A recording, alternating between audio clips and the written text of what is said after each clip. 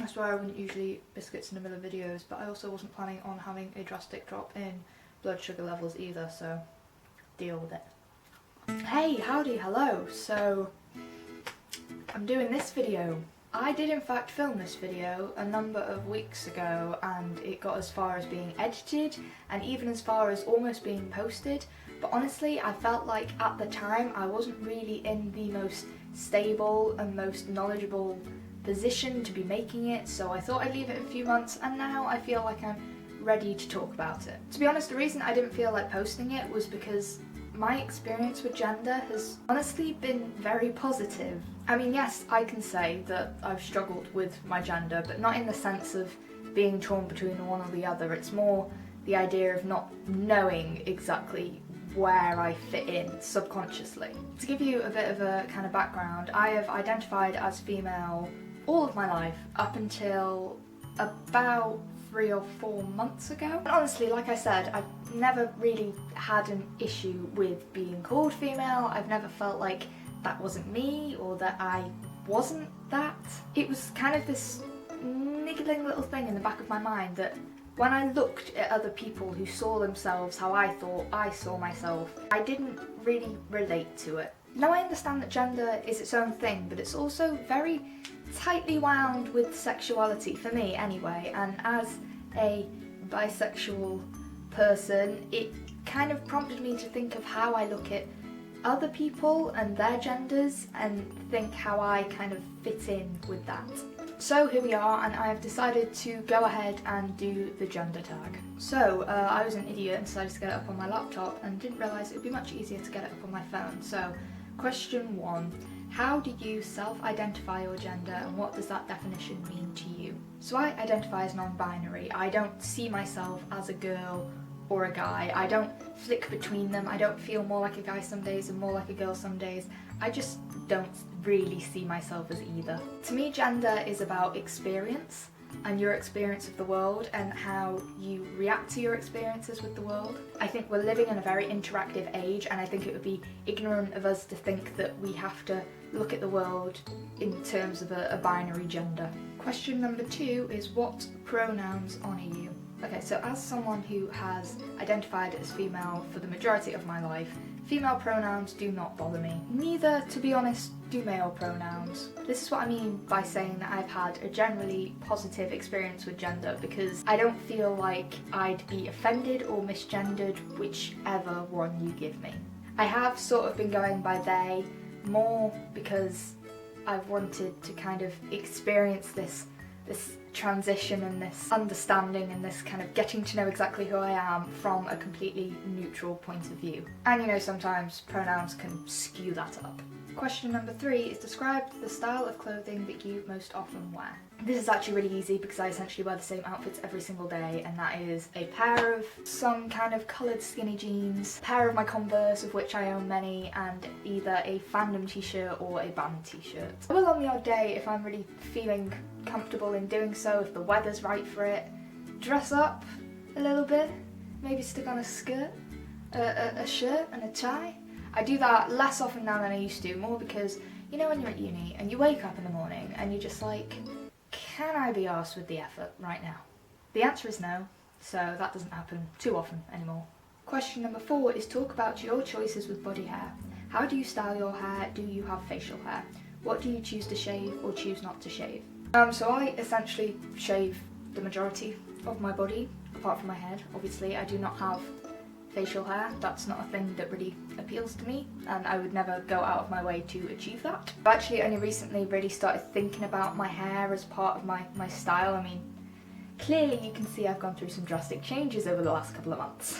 As for shaving, it's nothing about being more girly than not. I just like to feel clean, and I feel like being shaved leaves me with that clean, smooth feeling. I like to feel pretty sometimes, alright?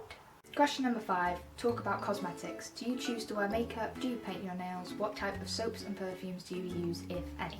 Makeup is honestly a day-to-day thing. I mean, today you can see that I'm wearing quite a lot on my eyes in particular, but there are days where I roll out of bed and think, why does anyone do this on a daily basis? I absolutely love painting my nails, and I've never thought of painting nails as a gendered thing. I mean, I've never really thought of makeup as a gendered thing. I just love that it's fun to do, it looks cute, I love doing it. In terms of products that I use soaps wise, I try to keep it now as simple as possible. I use mostly Nivea products. Their day cream is genius and wonderful and does such wonders for my skin. I don't actually have any right now, but I use Pearl soap mostly to wash my face. I just find it's really simple, it's clean and it's cheap.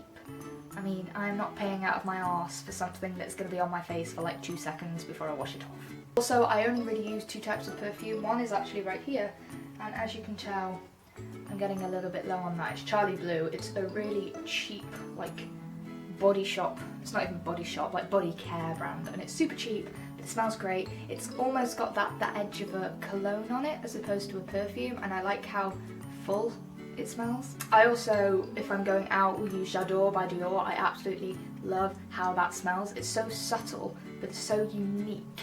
I feel like I'm actually standing out, like I have like this aura around me. It's just great, I love it. And it's so long lasting. But it is very pricey, so just FYI. Question number 6, have you experienced being misgendered? If so, how often?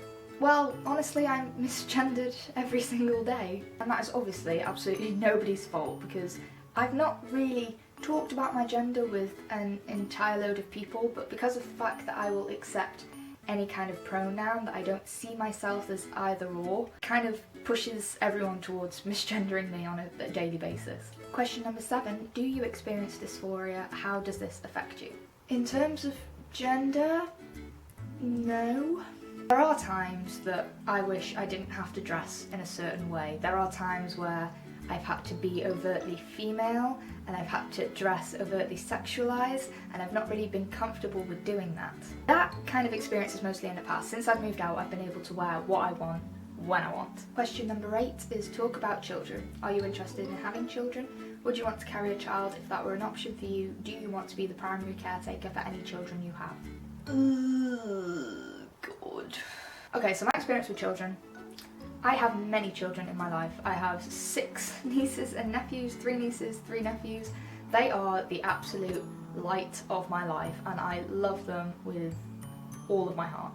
Personally, I can't see myself having my own children. Of course, that is not a concrete fact because people change, circumstance changed, but at the moment, the way I see my life going, children are not really a part of it. I'm just one of those people that needs to know and needs to see everything, and at the moment I can't see a time that would be at an appropriate age for me to be settling down and having kids. I can't see that time happening at the right time. I love travelling, I love seeing new things, I love soaking in other cultures, and I just can't see myself being in the right position financially and socially to really give a child an appropriate and a good and loving home. Question number 9, talk about money. Is it important to you to provide for a family financially if you choose to have one? Is it important to you that you earn more than any partner you might have? Do you prefer to pay for things like dates? Are you uncomfortable when others pay for you or offer to pay for you? Okay, so I'll say that I find it extremely uncomfortable when people pay for me. I do. I don't like it. I feel guilty. I feel, essentially, that sound is how I feel about it. In terms of a family or a situation in which there are 2 people contributing, I don't think that either or should be bringing in more or less. Obviously there are situations where, say, someone is the primary caretaker who are clearly not going to be bringing in as much money as the other person. But that doesn't mean that they're contributing any less to the situation. Question number 10, and our last question, is anything else you want to share about your experience with gender? Honestly, I'd just like to repeat what I said at the beginning of the video, in that I've had an arguably positive experience with discovering my gender, exploring my gender, seeing what fits me. I think the most important thing to think about when you think about gender is that you don't have to conform to what society is telling you is right or wrong. And by society, I mean community. Let's think of online communities. I mean, if you say you are a certain thing, then don't feel like you have to fit completely into that box. When I started thinking about my own gender, and when I started considering that I didn't identify as what I thought I identified, the first thing that came to mind was that I was gender fluid. I thought that I moulded between the two. I thought that some days I was one and some days I was other, and that turned out to be very wrong. And if I had listened to the people online at the time, I probably never would have thought that there was another kind of identity that I could attribute to myself. The internet can be a wonderful place for informing you and giving you information that you need to figure out exactly where it is you fit or whether you don't fit at all. But it's also the kind of place that comes with terms, and I feel like sometimes the internet can scare people away, because even though they are all about being who you want to be, you know, what you feel like you are, they can also be the kind of place where you have to fit a certain criteria to be a certain thing, and that you have to prove that in some way. In the end, we are all people, and we're people just trying to find our place in this very large, vast void of a universe. And if there are options out there for us to explore, to maybe find our place easier and quicker, then I would say go for it. We only get one life. I know, everyone says that in these videos, but there is no point living your one life as someone that you're not. Go at your own pace. Find who you are in your own time. There's no rush. As long as you're not hurting yourself or hurting others, then there is absolutely nothing wrong with trying to find out who you are. Well, I'm not gonna lie, that was quite difficult. I hope what I've said has been helpful and informative and has prompted you to maybe do a little bit of thinking in this area. I am gonna tag everybody who wants to do this video. I'm not gonna say everyone who watches this video, because some people are clearly not gonna feel comfortable enough to do this, but if you do, I am proud of you, because it is a hard thing to come out and talk about things like this, especially in the society we are living in. So keep doing your thing, man. I'm so proud. Stay fabulous, and I'll see you all soon.